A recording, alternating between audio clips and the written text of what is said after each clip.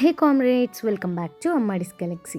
బయట క్రంచీగా ఉండి నోట్లో వేసుకుంటే ఇట్టే కరిగిపోయే వెన్నుండలు చేసుకుందామా?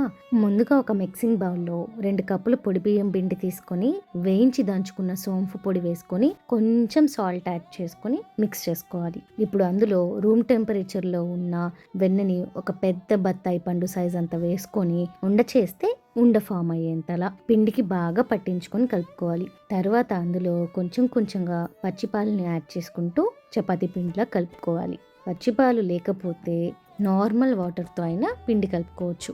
బాగా మరిగించిన నీటితో కూడా పిండిని కలుపుకోవచ్చు. లేదంటే కొంచెం పాలు, కొంచెం నార్మల్ వాటర్తో కూడా మిక్స్ చేసుకోవచ్చు. పిండిని బాగా నున్నగా కలుపుకోవాలి. చేతికి వెన్న అంటాలి. మీకు వెన్న తగ్గితే కొంచెం యాడ్ చేసుకొని కలుపుకోండి. తర్వాత కొంచెం కొంచెం పిండిని తీసుకొని చిన్న చిన్న ఉండలుగా చేసుకొని పక్కన పెట్టుకోవాలి. మిగిలిన పిండిని మూత కప్పి పక్కన పెట్టుకోండి. నూనె మాత్రం బాగా కాగుండాలి.